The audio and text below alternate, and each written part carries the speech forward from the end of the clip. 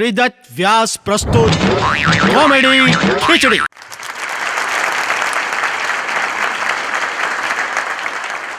વક્રતુંડ મહાકાય સૂર્યકોટિ સમપ્રભ નિર્વિઘ્નમ કુરુ મે દેવ સર્વ કાર્યેષુ સર્વદા ચિંતા વિઘ્ન વિનાશની કમલાસની સકત વિષ હથી હંસવાહિની દુર્ગા દેવ સુમત જિંદગીની બાજી જીતવા તુંય કમર કસી લે અરે ટેન્શનને મૂક બાજુમાં હું હસાવું હાલ હસી લે. શ્રીદત્ત વ્યાસ પ્રસ્તુત લોકોને ટેન્શનમાંથી મુક્ત કરવા માટે એક હસાવાનો સુંદર અને નમ્ર પ્રયાસ. જો સાહેબ કાર્યક્રમની શરૂઆત એક શેરથી કરું कि बड़े नादान हैं वो लोग जो इस दौर में भी वफा की उम्मीद रखते हैं. बड़े नादान हैं वो लोग जो इस दौर में भी वफा की उम्मीद रखते हैं. अरे यहाँ पे दुआ कबूल ना हो तो लोग अपना भगवान भी बदल लेते हैं.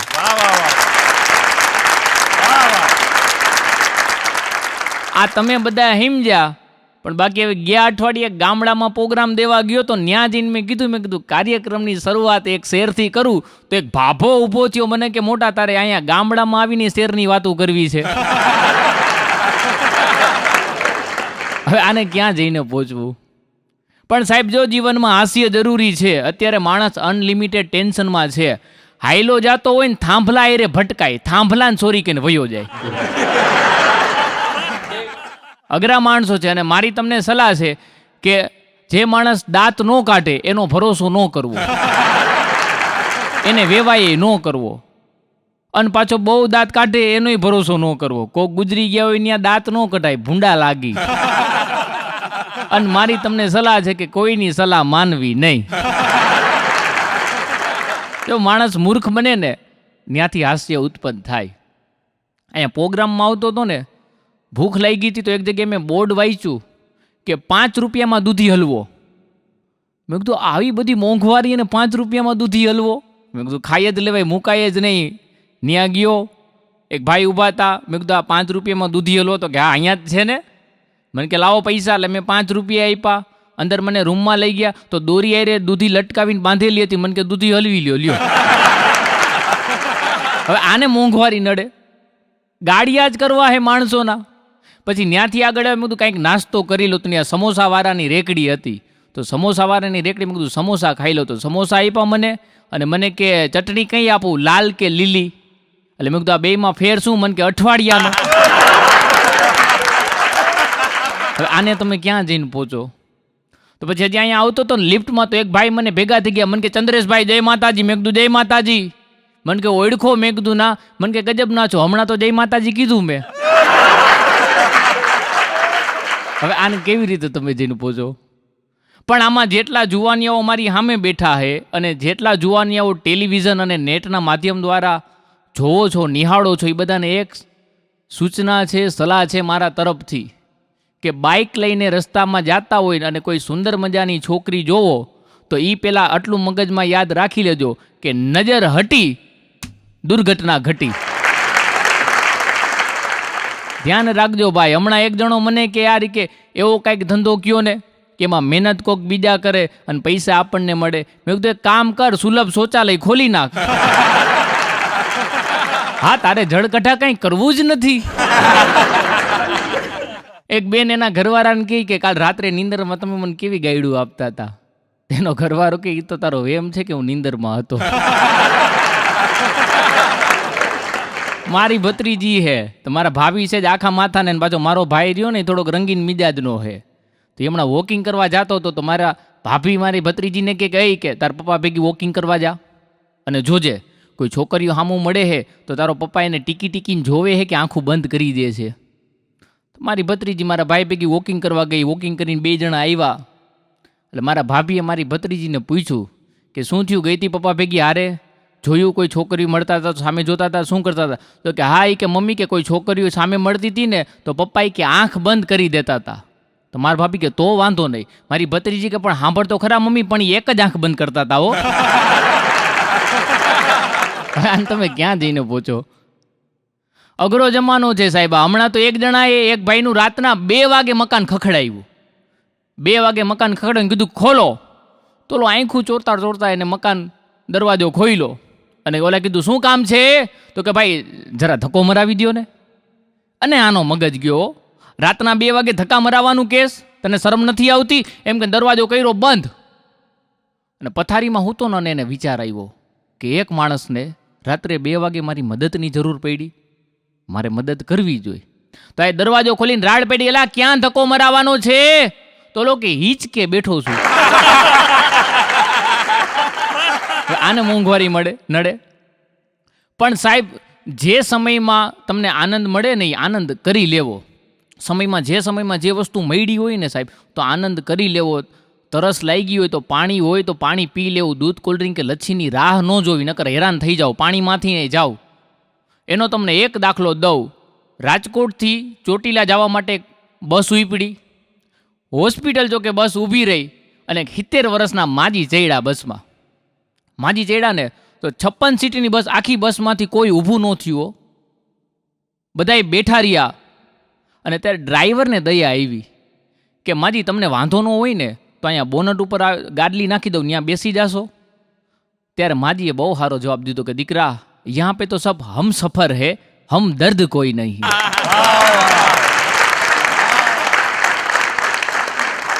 ડ્રાઈવરે બોનટ ઉપર ગાડલી નાખી દીધી, માજી બેસી ગયા.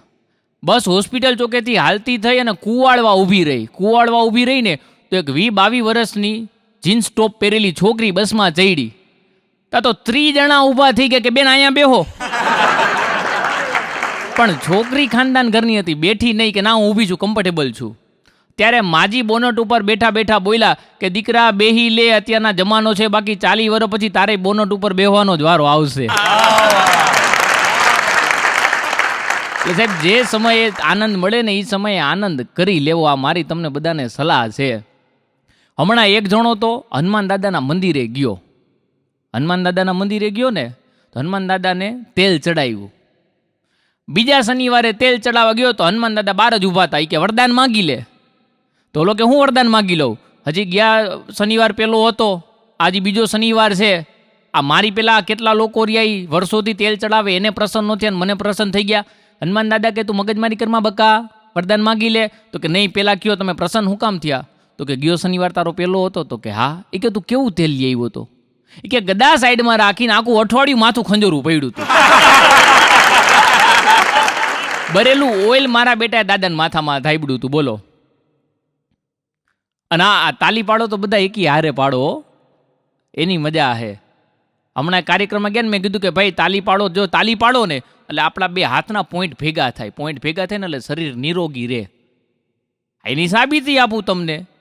જે લોકો રોજ ઘરે જઈને તાલીઓ પાડવા જાય છે એને ક્યારે તમે હોસ્પિટલમાં જોયા? હા, હમણાં એક કાર્યક્રમમાં બધાય તાલી પાડતા હતા, એક ભાઈ તાલી નહોતા પાડતા. મેં કીધું ભાઈ તમે કેમ તાલી નથી પાડતા? મને કે પછી ટેવ પડી જાય લે. એટલે આમાં મારો બાપલિયો કોઈને કાંઈ ટેવ નહીં પડે. એટલે અઘરા છે. હમણાં એક જણો હનુમાન દાદાના મંદિરે ગયો, દારૂડિયો. હનુમાન દાદાને જઈને કે દાદા મારું કામ થઈ જાય ને તો તમારા ખોપરામાં નારિયેલ ફોડું. અને પૂજારી સાંભળી ગયો. પૂજારીને શીખ્યું કે આના મારા બેટાનું કામ થઈ જાય ને કે આ ખોપરામાં નારિયેલ ફોડશે, મૂર્તિ ખંડિત કરી નાખશે અને આવાના પાછાના કામી થઈ જાય. તો બીજા દિવસે તો અને પૂજારી રહ્યો ને એને કીધું કે દાદા આનું કામ ન થવું જોઈએ, જો આનું કામ ન થાય ને તો હું તમને 2 શ્રીફળ વધેરીશ. તો ઓલો તો બીજા દિવસે હાથમાં નારિયેળ રમાડતા આવ્યો, દાંત કાઢતા અને પૂજારી જોઈ ગયો. પૂજારીને એમ થયું કે મારા બેટાનું કામ થઈ ગયું છે. એટલે પૂજારી આવ્યો ને પૂજારીને કે ક્યાં જવું છે? પૂજારી કે તો કે કાંઈ નહીં, કે કાલ મેં માનતા મેં નથી કે મારું કામ થઈ જાય તો હનુમાન દાદાના ખોપરામાં નારિયેલ ફોડવા જાઉં છું. અરે એ તો આ તો ખાલી મૂર્તિ હોય, કે હનુમાન દાદા અહીંયા ન હોય તો દાદા ક્યાં હોય? એ તો આકડાના ઝાડમાં હોય. એમ કરીને ઓલા ત્યાંથી છટકાવ્યો. પછી ત્રીજા દિવસે ખોલ્યું ને મંદિર તો હનુમાન દાદાની મૂર્તિમાં પાટો બાંધ્યો હતો માથે. એટલે પૂજારી કીધું દાદા તમારા માથે પાટો કાં? કે તારા ધંધા. એ કે મારા ધંધા કાં? એ કે મને ખબર હતી કે ઓલાનું કામ થઈ જાય, એ મારા ખોપડામાં નારિયેલ ફોડવા આવશે, એને બી કે હું આકડાના ઝાડમાં જઈને હંતાડો, તે ન્યા મોકલો એને. આને ક્યાં જઈને સાહેબ તમે પહોંચો? એક તો ચોર હમણાં શંકરના મંદિરમાં ચોરી કરવા ગયો. હવે શંકર ભગવાનના મંદિરમાં શું હોય? શિવલિંગ ને અગરબત્તી ને બાકસ ને બધું પડ્યું હતું. પણ ચોરની નજર ગઈ ને તો શિવલિંગની ઉપર ઓલું ત્રાંબડિયું હોય, પાણીના ટીપા પડતા હોય. આને એમ થયું કે આ ત્રાંબડિયું ચોરી લઉં ને અને એ વેચી આવું તો જે 2-4 દી ટૂંકા થયા. તો એ ત્રાંબડિયું પકડીને શિવલિંગ ઉપર પગ દીધો ને તો ડફ નારાના શંકર ભગવાન પ્રસન્ન થયા. કે વરદાન માગી લે. પણ ભગવાન કે હું તો ચોરી કરવા આવ્યો તો તમે પ્રસન્ન થઈ ગયા? તો હા તું માથાકૂટ કરમાં વરદાન માગી લે. કે પણ પેલા આ કેટલા લોકો ભક્તો તમારી ઉપર દૂધ ચડાવે, ચંદન ચડાવે, બીલીપત્ર ચડાવે, તમે એને પ્રસન્ન ન થયા, મને પ્રસન્ન થઈ ગયા. તો શંકર ભગવાન કે એ બધા મારી માથે ચડાવે ને તું હચોડો માથે ચડ્યો, વજન સહન નથી થતો, વરદાન લઈને વેતો થા અહીંથી. આ માણા ભગવાનને પરસેવા વડાવી દેવો. અને જો ઘણાય હોય ને, ઘણા એના મોટા હોગિયા બહુ હોય, એ બેહે તો બેસણું થઈ જાય, ઉઠે તો ઉઠમણું થઈ જાય. આવા મોઢા હોય, એના મોઢા જોવાનું કહે ને પાછા એવા જ એના મોઢા હોય ને એ પાછા ધર્મ ભક્તિવાળા હોય. તો અમારી બાજુમાં એક બોનીભાઈ રહે, તો એનું એવું મોઢું ને એનું મોઢું જોઈ જાય ને તો આપણો દી ખરાબ હોયો જાય. પાછા રોજ ભગવાનના મંદિરે જાય. રોજ જાય ને તો એક દી ગયા ને તો ભગવાન ઊંધું ફરીને ઊભા હતા. તો બોની ભગવાન કે ભગવાન કે મારાથી નારાજ થઈ ગયા છો, તમે ઊંધું ફરીને ઊભા છો? તો ભગવાન કે તું રોજ મંદિરે હું કામ આવસ? તો કે ભગવાન કે તમારું મોઢું જોઉં ને, તમારા દર્શન થાય ને તો મારો દિવસ સારો જાય. તો ભગવાન કે કોક દી અમારે અમારો દિવસ સારો ન કાઢવો હોય, તારું જ ડાચું જોવું. અઘરો જમાનો છે સાહેબ. હમણાં તો એક સિંહ જંગલમાં આયલો જતો હતો. સિંહ જંગલમાં આયલો જતો હતો ને એટલે હમું સસલું મળ્યું. તો સસલાને કે એ સસલા, જંગલનો રાજા કોણ? બાપુ તમે જ હોય ને. આ તો વાંધો નહીં હો. ત્યાંથી સિંહ આગળ હાલતો થયો તો શિયાળિયું હતું. શિયાળ સામું મળ્યું. શિયાળ ગયો એ શિયાળ, જંગલનો રાજા કોણ? તમે જ હોય ને. આ તો વાંધો નહીં હો. એનાથી આગળ ગયો ને તો હાથી આવતો તો હામો નન કંઈ ઘરવાળી એ માથાકૂટ થઈ ગઈ છે. તો સિંહે કીધું એ હાથી, જંગલનો રાજા કોણ? તો હાથીએ સિંહને સૂંઢમાં લઈને 25 ફૂટ ફગવી દીધો. તો સિંહ ત્યાં પડ્યો કે એલા નો ખબર હોય તો ના પડે, બાકી એમ કોઈને ઘા ન કરી દેવાય. અઘરા છે સાહેબ. હમણાં તો એક વાંદરો રહ્યો ની જંગલમાં જતો હતો. તે દીપડો હતો, ચીતો ને દીપડો ની બધા બીડી પીતા હતા. વાંદરો કે આ ભાન છે તને કાંઈ? આ તું જંગલમાં હંધાઈની ફાસ ભાગસ, હંધાઈની મોર થઈ જાસ, એ વ્યસન નથી ને એટલે, અને બીડી વાળો થાસ, મૂક બીડી, હાલ જંગલમાં મોજ કરાવું. ચીતાને એને એમ થઈ ગયું કે વાત તો સાચી હો, વ્યસનનું થઈ જાય છે ને દમ થઈ જાય. એટલે એને બીડી મૂકીને વાંદર ભેગો ગયો જંગલમાં. તો ન્યા આગળ ગયા ને તો વાઘ હતો ને, વાઘ બેઠા બેઠા સિગરેટ પીતો હતો. વાંદરો કે આને કઈ પડી હે? એ સિંહ નો હોય તે પછી જંગલનો રાજા તું કેવાસ એ ખબર હે ને? અને આ સિગરેટ પીને બેઠો, મૂક સિગરેટ, હાલ મારા ભેગો જંગલમાં મોજ કરાવું. વાઘને એમ થઈ ગયું વાત તો સાચી, આપણે વ્યસની થઈ જાય તો બધા પ્રાણીઓ. એને સિગરેટ હેઠે મૂકી અને એનાથી આગળ ગયા ને તો સિંહ હતો ને બેઠા બેઠા અફીણની ગોળીઓ બનાવતો હતો. તો વાંદરો કે આને કઈ પડી છે? આ જંગલનો રાજા જ વ્યસની હોય તો પ્રજા વ્યસની જ થાય ને. મૂક અફીણની ગોળી, હાલો મારા ભેગા જંગલમાં મોજ કરાવું. તો સિંહે 2 થપાટ દીધી હો. તો વાઘ કે તમારો વાંધો જા, તમારી સામું જે બોલે ને તમે સીધો હાથ ઉપાડી લ્યો. કે તો આપણને વ્યસનથી મુક્ત કરાવવા માગે, જંગલમાં લઈ જઈએ. તો કે આ વાંદરો મારો બેટો દારૂડિયો હે કે 2 પેગ મારીને આવે હે, જંગલમાં મોજ કરાવું. 5 અઠવાડિયે તો મને 40 કિલોમીટર જંગલમાં તોડાવ્યો હતો. અઘરા છે. હમણાં તો ટીચરે છોકરાઓને પૂછ્યું કે બ્રિટાનિયા ટાઈગર બિસ્કિટના પડીકાની અંદર લીલા કલરનું ટપકું શું સૂચવે છે? તો એક નંગ ઊભો થઈને કે ટાઈગર હજી ઓનલાઈન છે. અને તમે ક્યાં જઈને પહોંચો? અઘરો જમાનો છે સાહેબ. મારી બાજુમાં એક મંગળામાં રહે છે. તો એવા અઘરા છે ને, એ રોજ હવાના 4:30-5 વાગ્યામાં ઉઠી જાય વહેલા, અને એવા રાડું પાડીને પ્રભાતિયા ગાતા હોય. જો સારું ગાતા હોય ને તો મજા આવે હો. ઘણા ગાતા હોય ને તો દયા આવે, દયા. એક ભાઈ હમણાં ગાતા હતા કે પગ મને ધોવા દ્યો ને રઘુરાય, પગ મને ધોવા દ્યો ને રઘુરાય. રઘુરાય કે ડંકીએ ધોઈ નાખું, બાકી તારી પાસે તો ન ધોવરાવું. તો એ અમારા મંગળામાં એવા પ્રભાતિયા ગાતા હોય ને, એક દી મેં કીધું માડી આ 4:30-5 વાગ્યામાં ઉઠી જવું, તમારે તો આખો દી કંઈ કામ હોય નહીં, અમારે બધાને કામ હોય, અમારી બધાની નીંદર બગાડો હો, હેરાન કરો હો. તો મને કે એમાં હેરાન હું તે ભગવાનનું નામ લઉં છું કે તું ગાને પ્રભાતિયા કે સ્વર્ગમાં જગ્યા મળશે. મેં કીધું મારે સ્વર્ગમાં નથી જવું. મને કે કાં? મેં કીધું ત્યાં તમે નહીં ગુડાણા હોય. તો એમાં એક દી 4 ધામની જાત્રા કરવા ગયા હતા, વૈષ્ણવ દેવી ને બધેથી આવીને. તો હું હવાના બ્રશ કરતો હતો ને તો મને હાથમાં કાજુ ને બદામ આપ્યા. મને કે લે બેટા ખા. વૈષ્ણવ દેવી ગઈ હતી ને, ખાતા બીજા દિવસે બ્રશ કરતો તો પાછા મૂઠો ભરીને મને આપ્યા. મને કે લે કાજુ બદામ ખા. પાછા ખાધા. ત્રીજા દિવસે પાછા મૂઠો ભરીને કાજુ બદામ આપ્યા. એટલે મેં કીધું માળિયા આટલી બધી પ્રસાદી લઈ આવ્યા ને આટલું બધું કાજુ બદામ તમે કોઈ માણસ ફેંકે નહીં ને આપે નહીં અને તમે મને આપી દો હો, તમે કાં નથી ખાતા? મને કે બેટા કે મારે તો દાંત છે નહીં કે તો થોડીક વાર મોઢામાં ચેગરા રાખું છું, પછી એમ થાય ફેંકી દેવાના કરતાં તને દઈ દો, તું ભલે ને ખાઈ જાતો. મને તો ઉલટી થવા માંડ્યો બ્રશ કરતા કરતા. એટલે આ અઘરા છે. હમણાં તો એક 80 વર્ષનો ભાભો રહ્યો ને મરી ગયો ને તો સ્વર્ગમાં ગયો ને તો અપ્સરાઓના નૃત્ય જોયા હો. એ બધું જોઈને જોશથી રોવા માંડ્યો. ચિત્રગુપ્ત કે રોવા કાં માંડ્યો? એ કે આવી ખબર હોત કે સ્વર્ગમાં આવા જલસા હે એ કે તો આ બાબા રામદેવના યોગમાં ચક્કરમાં પડીને કે 20 વર્ષ વધુ જીવો એ કેવું. હમણાં તો એક ભાઈના બાપુજી ગુજરી ગયા. એટલે મેં કીધું ભાઈ બાપુજી કેવી રીતે ગુજરી ગયા? તો કે બાબા રામદેવના યોગના લીધે. મેં કીધું યોગના લીધે ગુજરી ન જાય, શરીર સારું થાય, તંદુરસ્તી થાય, જીવન આયુષ્ય લાંબુ થઈ જાય. મને કે એમાં એવું થયું કે ટીવીમાં જોતા જોતા યોગ કરતા હતા. બાબા રામદેવે એમ કીધું કે ઊંડો શ્વાસ લ્યો, કે બાપુજીએ ઊંડો શ્વાસ લીધો ને લાઈટ વહી ગઈ. આમાં ક્યાં જઈને તમે આને પહોંચો? હમણાં તો કાર્યક્રમમાં જતો તો ટ્રેનમાં તો બધા બેનો નખ ઘસતા હતા. એટલે એક બેને કીધું, મેં કીધું બેન કેમ નખ ઘસો છો? મને કે નખ ઘસવાથી વાળ લાંબા અને કાળા થાય. તો એનાથી આગળ ગયો તો એક બેના મોઢે આ રૂમાલ રાખીને બેઠા હતા. મેં કીધું બેન તમે કેમ નખ નથી ઘસતા? મને કે મેં જાજી વાર ગઈ છે ને તો મૂછું ઉગી ગઈ. એકાદો હાથ ઉગી જાય તો શું કરવું? અઘરો જમાનો છે.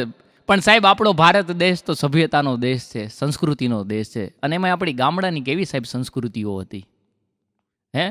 ગામડું એટલે જો ગામડા શહેરમાં ઘણા બધા તફાવત છે. ગામડું રહ્યું ને, ગામડામાં લોકો ભેડા મળીને જીવે છે અને શહેરમાં લોકો ભેડું કરીને જીવે છે.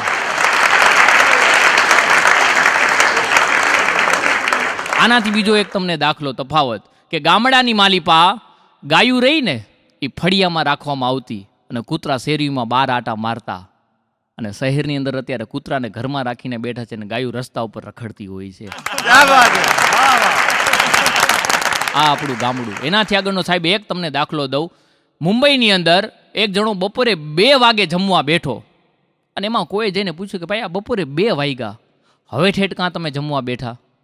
તો કે ભાઈ એમાં એવું હતું કે સાઢુભાઈની વ્યવહારિક કામ માટે આવ્યા હતા, તો કામમાં થોડીક વાર લાગી ગઈ ને પછી વિચાર કર્યો કે સાઢુભાઈની વયા જાય ને પછી જમવા બેસું. અને સાહેબ આનો આ પ્રશ્ન એક બપોરે 2 વાગે ગામડાની માલિપાએ ખેડૂ જમતો હતો ને એને પૂછ્યું કે ભાઈ આ બપોરે 2 વાગ્યા, હવે ઠેઠ કાં જમવા બેઠો?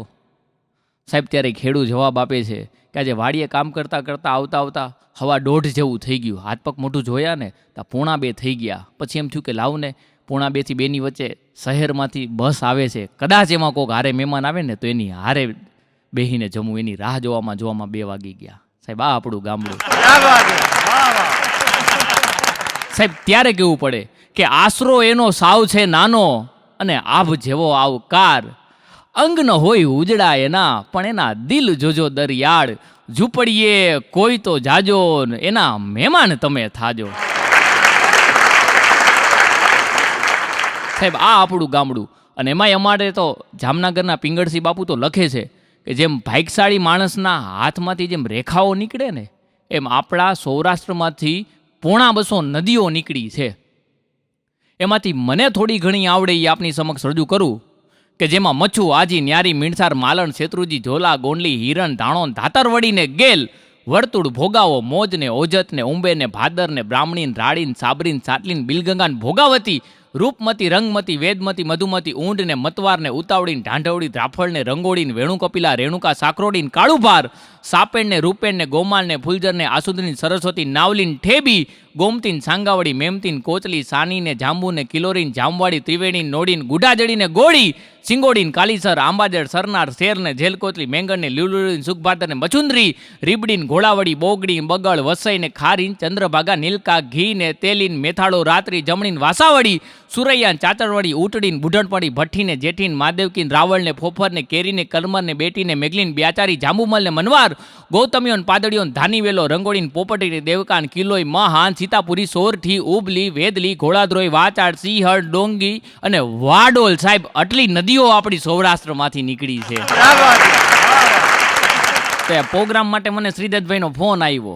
મને કે ચંદ્રેશી કે આ વખતે કે હાસ્યના પ્રોગ્રામનું શૂટિંગ કરવું છે તો તું આવીશ. એટલે મેં તો સાહેબનો વિચાર ફરે નહીં પહેલાં મેં હાજ પાડી દીધી. મેં કીધું અવડા મોટા માણસનો આટલી બધી સીડી પિક્ચરો બનાવ્યા, લોકોને સ્ટાર કરી દીધા, એના ફોન આવે ના પડાય. મને કે વાંધો નહીં, પણ મને કે તું પુરસ્કાર શું લઈશ? મેં કીધું સાહેબ ગુજરાતમાં આટલા બધા કલાકારો અને હવે તમે મને યાદ કર્યો. મેં કીધું એ જ મોટી વાત છે મારા માટે, મોટું પુરસ્કાર છે. મને કે નહીં, ચોખ્ખી વાત પહેલાં ક્લિયર કરો, તમે કલાકારો પછી પ્રોગ્રામ પૂરો થાય ને પછી રોન બહુ કાઢો. એટલે મેં કીધું સાહેબ તમારા મગજમાં જે આંકડો હોય ને એનાથી 500 રૂપિયા ઓછા આપજો. મને કે હાઈલો જાઓ, 500 જ નક્કી કર્યા હતા. એટલે એ પછી અમે ગયા ને બધે કલાકારોને ભેગા થવાનું હતું ને પછી તો કે આ પ્રોગ્રામમાં જાય છે કે પહેલાં કે સ્ટુડિયો પછી જાશું કે પહેલાં કે ઘરે આવો એ કે બધા ચા પાણી નાસ્તો કરીએ.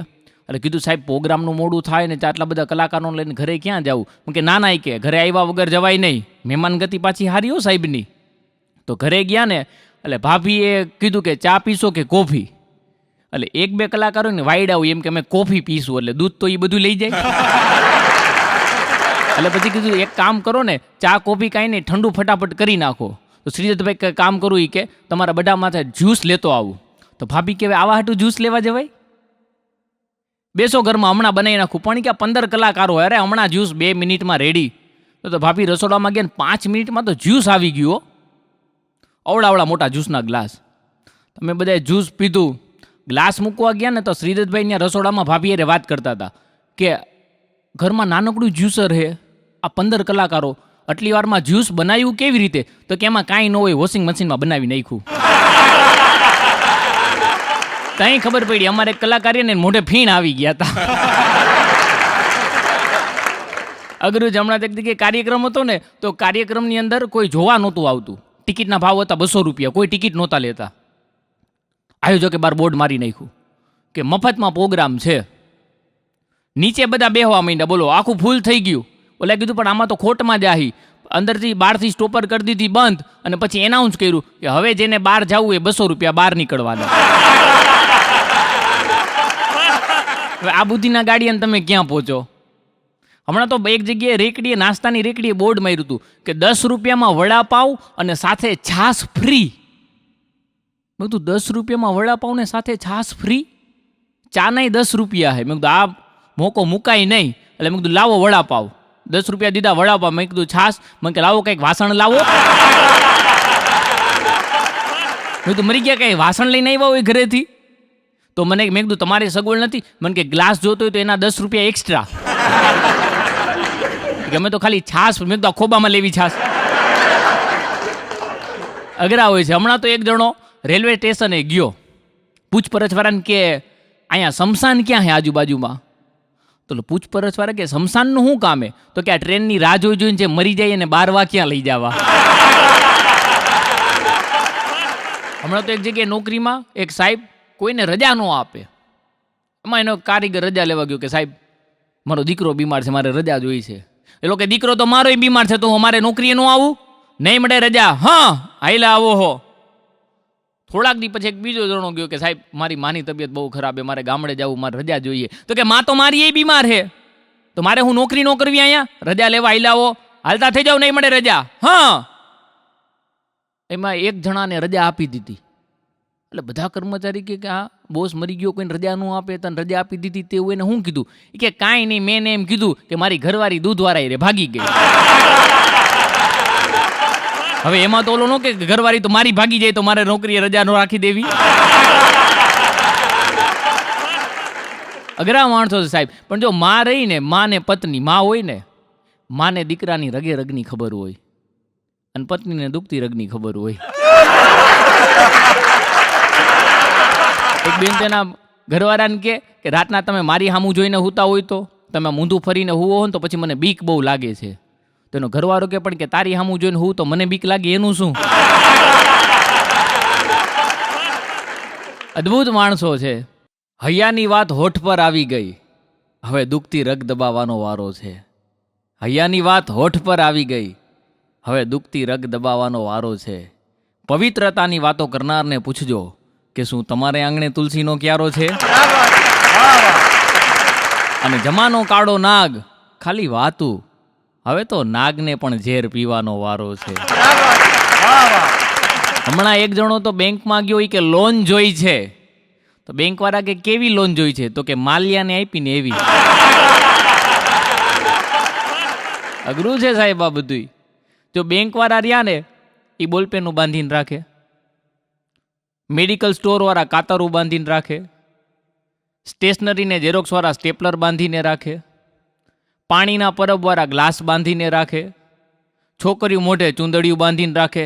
કોઈને ભરોહો જ નથી રહ્યો આપણા દેશમાં. હમણાં તો એક જણો એક ઓટલા ઉપર હૂતો તો રાતના, એટલે પોલીસવાળાને કહે, આ રાતના અહીંયા કાં હૂતો, તો કે અહીંયા લખ્યું હે ને કે યહાં પે સોને પે લોન મિલતી હે. હવે ઓલા હોના ઉપર લોન આપે એનું લખે ને આ ભણનો દીકરો હોવાનું સમજે. હમણાં તો એક છોકરીએ ફેસબુક ઉપર અપલોડ કર્યું કે I am in class, I am so smart. તો એની ટીચરે એમાં કોમેન્ટ લખી કે રિઝલ્ટમાં 0 આવ્યા છે, ટેગ કરું કે આવીને લઈ જાશ. હમણાં ટીચરે છોકરાઓને કીધું કે છોકરાઓ આજથી ક્લાસમાં તમારે બધી છોકરીઓને બેન કહેવાનું. તો પાછળથી રાડ આવી કે આ બધાનું મામેરું કોણ, તારો બાપ પૂરશે. આને તમે ક્યાં જઈને પહોંચો. અમારે તો એક બાજુમાં ભાઈ રહે ને, બાપભાઈ રહે છે. તો હમણાં એક દી એની ડેલીએ કૂતરું આવ્યું ને, એટલે બાપભાઈ એની ઘરવાળીને કીધું કે એ રોટલી હે, કૂતરું આવ્યું હે. તો કે રોટલી નથી કે ખલાસ થઈ ગઈ કે, તો એક કામ કરી કે દંડો આપ, બાકી કૂતરો ખાલી પેટે તો ન જ જવો જોઈએ. હમણાં એક જગ્યાએ લગ્ન મંડપની અંદર કન્યા રહીને આમ નીચું માથું કરીને બેઠી હતી. આખી વિધિ આવેલી ને ત્યાં સુધી એનું માથું નીચે હો. તો એક માજે કીધું હા, આવા સમયની અંદર આવી સંસ્કારી કન્યા નીચું માથું રાખીને બેઠીએ, ઊંચું મોઢું નથી કરતી. તો પાછળથી કોકે રાડ પાડી કે માડી છોકરી વોટ્સઅપ ઉપર ઓનલાઈન છે. હમણાં તો એક બસની અંદર બધી છોકરીઓ ચડી ગઈ તો એક બાપા બસમાં ચડવા ગયા ને તો કંડક્ટર કે નો મોર. તો કાકો કે ભળના દીકરા ઢેલડી બધી ચડાવી દીધી, અમે આવ્યા તો નો મોર. અઘરો જમાનો છે. પણ સાહેબ પહેલાના સમયની અંદર મા બાપ કહેતા ને એમ દીકરો કરતો, પણ હવે એવું કાંઈ રહ્યું નથી. લગ્ન થાય એટલે પત્ની જે કહે ને એવી રીતના જ પુરુષ કરતો થઈ ગયો છે. એક નાનકડો એવો રૂડો પ્રસંગ કહેવાનું મન થાય છે. એક ભાઈના લગ્ન થયા, ઘરવાળી આવી ઘરે આખા માથાની, હજી લગ્ન થયા હગપણને 6 મહિના થયા તો એની ઘરવાળી કીધું કે બાપુજી ઘરમાં ન જોઈ મારે. અને ભાઈ લગ્ન પછી તો પત્નીનું હાલે એટલે પોતાના બાપને વૃદ્ધાશ્રમમાં મૂકવા ગયો. વૃદ્ધાશ્રમના ટ્રસ્ટીએ બધી વાતચીત કરી લીધી, વાતચીત કરીને બાપાને એને રાખી દીધા. ત્યાંથી નીકળો તા ઘરેથી ફોન આવ્યો કે સાંભળજો, દિવાળીએ તમારો બાપ આપણા ઘરમાં ન જોઈ, કોઈ પણ વાર તહેવારે અહીંયા ન જોઈ, એવી રીતના નક્કી કરીને આવજો. એટલે એનો દીકરો આશ્રમમાં પાછો જાતો તો ત્યાં જોયું ને તેનો બાપો અને આશ્રમનો મેનેજર એ 2 જણા ખિલખિલાટ વાત કરે. એટલે એને દીકરાને એમ થઈ ગયું હજી 5 મિનિટ થયું મારા બાપાને અહીંયા મૂકી ગયો અને આવી બધી ભાઈબંધી થઈ ગયા આની આયરે. એટલે એના બાપને મેનેજર પાસે ગયો, એટલે એનો બાપ રૂમની અંદર કંઈક લેવા ગયો ને આ મેનેજરને પૂછ્યું કે હજી તો 5 મિનિટ થઈ છે, હું મારા બાપુજીને તમારી પાસે મૂકી ગયો અને તમે એની યારે વાત કરો છો જાણે એકબીજાને વર્ષોથી ઓળખતા હોય. ત્યારે સાહેબ એ મેનેજરે એટલો જવાબ દીધો કે આજથી 30 વર્ષ પહેલાં ઓલો સામેનો જે અનાથ આશ્રમ રહ્યો ને ત્યાંથી બાળકને આ ભાઈ દત્તક લેવા આવ્યા હતા.